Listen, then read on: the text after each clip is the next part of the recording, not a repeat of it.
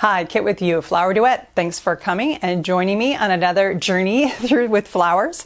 Today, I went to my local Trader Joe's. I bought 4 bunches of flowers, and I'm going to show you how I put them together in this little tiny bowl, which is a very on-trend thing right now. So I want to show you how to do it and stay nice and ethereal and light and economical.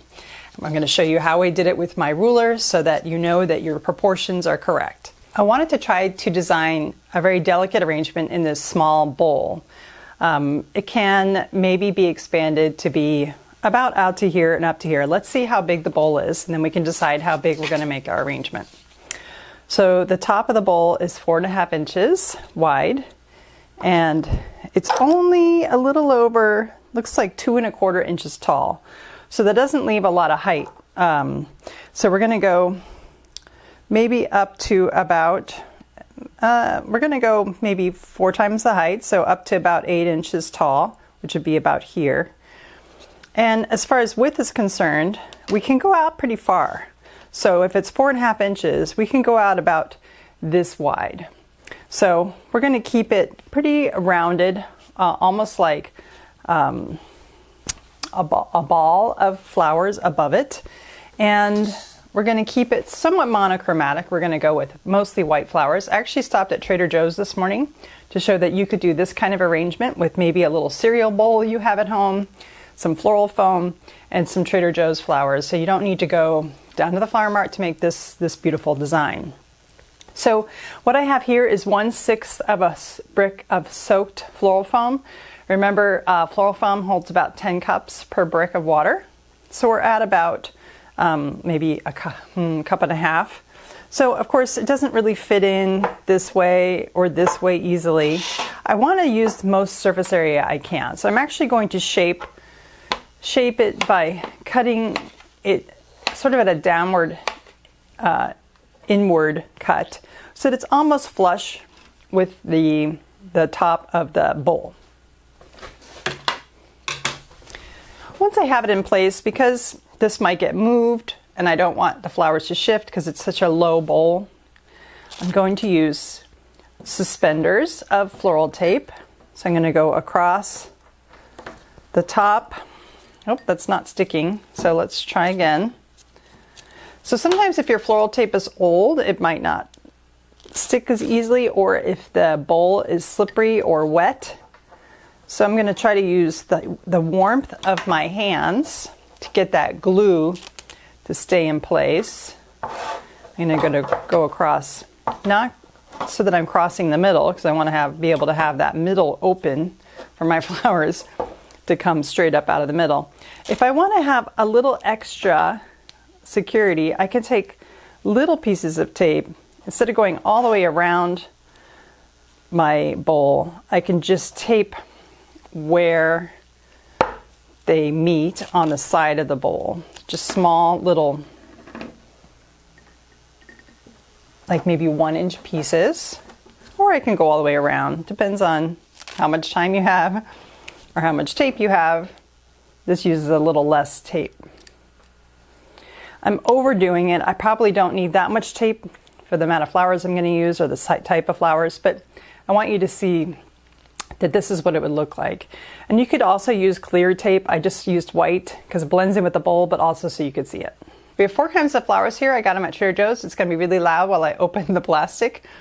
So when you're opening the plastic, you want to be careful not to tear it off sometimes, or rip the flowers through. You want to kind of open it like a present, like that. If you've got the flower food, make sure you use that to soak your, put in the water and then soak your floral foam with the flower food already in it. Or as your flowers drink, pour the water with the flower food in there.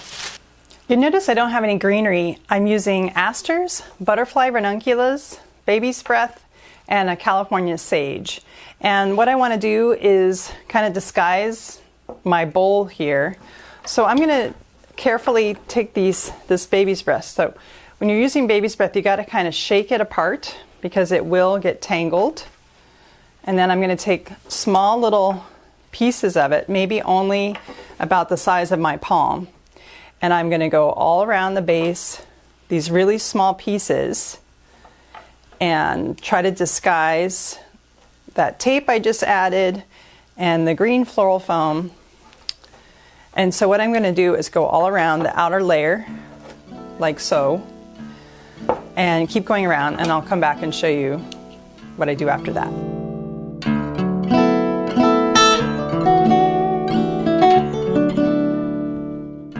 So I stuck about an inch of the clean stem of the Gypsophilia, or the baby's breath, into the outer layer. You can see with my dark background that I've gone around the bowl.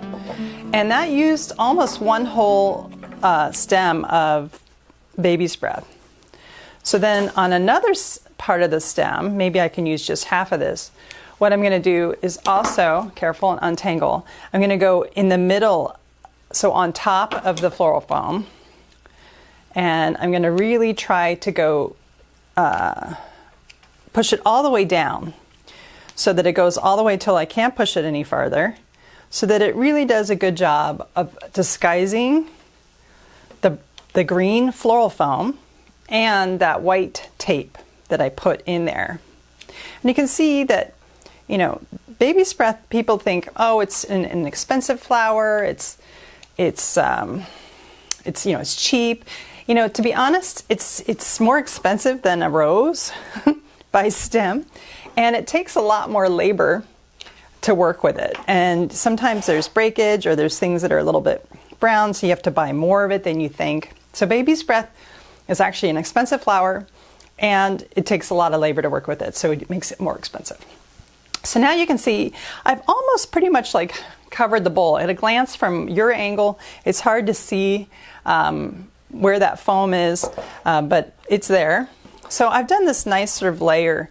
So now what I want to do is take my sage, which has a nice sort of drape to it, and I'm going to take pieces off the main stem. So I'm just pulling these pieces off. And when I got this morning at Trader Joe's, the checkout guy's like, that smells good. And yes, and you know, it's nice to add something with a nice scent into your design. So what I'm doing now is I'm pulling off the bottom parts of the sage so that when I put it into my foam, I don't have any greenery going into that foam. Remember, greenery should never be below the water line of a vase. And when you're working with floral foam, the water line is the foam. And if you notice when I was doing this, I was cutting and placing within 10 seconds. So when you're cutting and placing your stems to go into the foam, you're cutting and then placing immediately. What we're going to do here is I'm going to place each one of these into the side of the foam so that it's touching that lip of the foam, just like we did with the baby's breath. And I'm going to radiate out like sunshine, like a sunshine sort of radiating out. And I'm going to keep in mind that 3 times the width of the vase. I don't want to go too much farther out. The longer you keep your stems, the more flowers you're going to need. And I just bought these. I have a few over here in the side that I might add that I would have liked to have bought at Trader Joe's this morning, but they didn't have them. So I know I had them here at the studio. So again, this would be a total arrangement that you could get done by going to Trader Joe's for your flowers. If you don't have a wholesale mart near your house, when I say Trader Joe's and you're not from a place where there is a Trader Joe's, then your grocery store. Because most grocery stores these days also sell single stem bunches. All right, so I've gone around the base like a sun. So now might go around and in 5 places add a little bit more, just to add a little more girth to the different parts of the vase. So there's just a little bit more going that. So you can either add more than 1 stem at a time that you've peeled off and cleaned. Remember, we want to not go too long. We're not trying to get too long here. So I'm separating my baby's breath so I can see what I'm doing. So I just added a little bit more. Now what I want to do is I want to come up. And remember, our height we measured with our ruler, And our height, we don't want to go over 8 inches. So let's get my ruler back. And from the tabletop, we don't want to go over 8 inches. So that's about where I am. I'm not much higher than that. So we're going to go about, looks like about as wide as we are tall. So about 8 inches, 8 to 10 inches wide and 8 inches tall.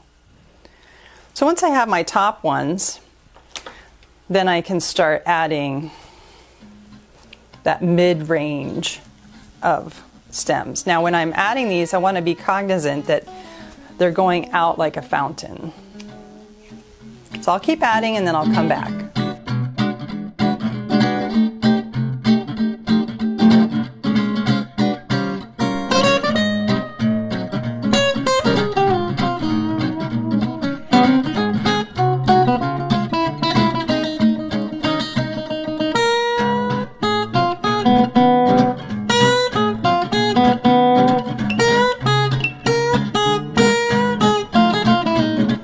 So I chose the Butterfly Ranunculus because they're very delicate, beautiful flowers. And I like the greenery that's on them. So I'm going to cut them at an angle. And I'm going to have them coming out all around the design, like so. And if they have a bud on them, I'll save that, maybe use that later if I want it. So how many am I going to put around all around? Well, it depends on how many stems I have. But let's try at least 4 around the base. So that's 4 around the base. Maybe one more low on this side. Let's see. All right, 5. I like that. Now, let's kind of come up. We need to come up into the design. We want that height. Let's see if we're measuring. Remember, there's not a lot of foam in here, so we're not trying to get too many stems in here. We want to try to make an impact with the fewest amount of stems we can and have it look like ethereal and light, not, airy, I should say. So let's have, that one's going that direction, so let's have one coming up going in this direction. Got to really find a place in the foam where the stem will go in. If it doesn't go in easily, then you've got to pull out the whole stem and place it into a different part of the arrangement. Okay, so we have, pretty much done our height here. I like this one. This one's pretty too. Let's try to do this one right in the middle. Remember, I left that middle open, so I have no tape there. Got a little bit left, so I can go maybe low with this guy, add some drama. And this one's small. Radiating out maybe this way.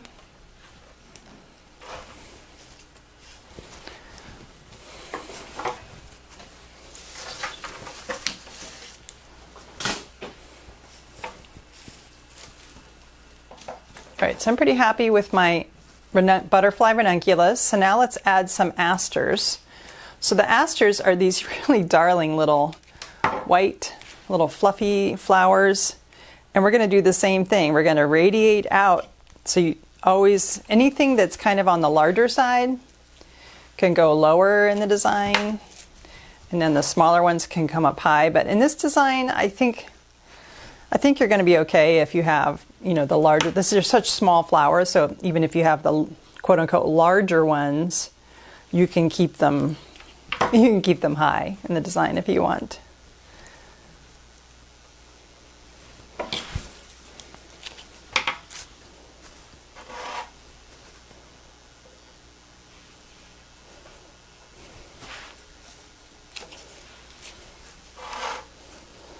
So as I'm adding, flowers around and adding the floral foam is getting less and less noticeable. It's still somewhat noticeable, but I'm not that concerned with it being like people are going to be like, oh my God, I see floral foam.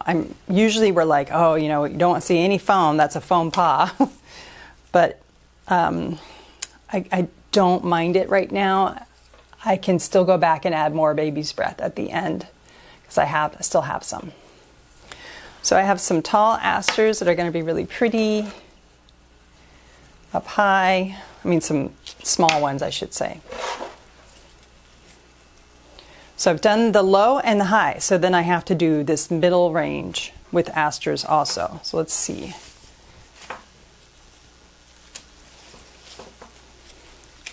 Try to find some that maybe have more than one bloom on it, because that would take up some nice space. And you kind of want to do it so that you're not stacking them right on top of each other, so that you're kind of adding them in different zones throughout the design. So you're going here, then here, then here, you know, different spots. Okay, I'm going to keep adding and then I'll come back. I have some white ranunculus that I had at the studio, which I was looking for at Trader Joe's, but they didn't have them today. I'm sure I could find them another day. So I'm just going to add a few of these.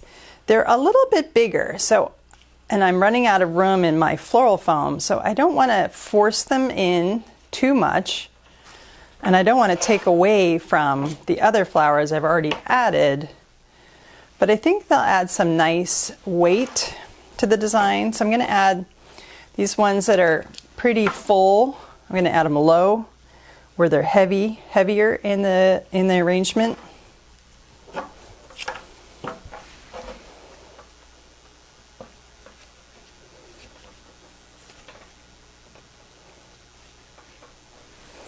And then any of these smaller ones, I could bring that look up into the design, so you can notice, oh, there's ranunculus, white ranunculus in the design too, not just the yellow butterfly ones.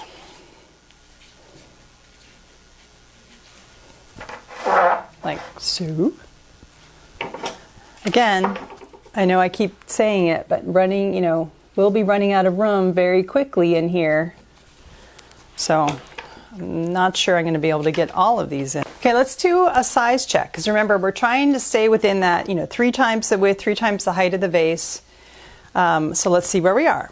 So height-wise, we're just around 9.5 inches tall, and width we're about 12, a little over 12, like 14 inches width, which is kind of what I said we'd do, be a little more than 12. Height, I thought we'd be around 8, but actually I think it looks very natural. Compared to the bowl, it doesn't look too big. But what I feel like I'm missing is a little bit of the baby's breath in the middle of the design. So I'm going to go back to my baby's breath, and because it's such a small, thin stem, I should be able to get it in easily. Now, instead of doing the short pieces like I did in the beginning, I'm going to use the longer pieces.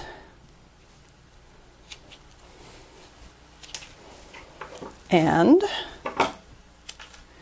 I'm going to make sure it's seen up in the design of the vase, just like baby's breath is supposed to be used, which is filler. And this way, I'm going to use it the way it traditionally is supposed to be, as one of our, sort of member of the party. Baby's breath is beautiful. It's ethereal. Sometimes it has a really nice scent, a delicate scent, and a lot of flowers don't, so it adds really pretty scent to designs. We just did a wedding recently where the bride wanted baby's breath everywhere, in the arrangements, in the ceremony, in her bouquet. It was beautiful. The boutonniere for the groom had baby's breath in it. It was all white wedding. It was beautiful, classic, and very dreamy.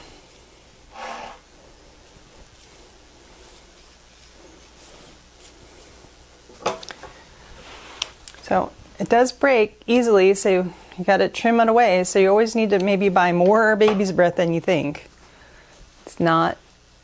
It's very delicate.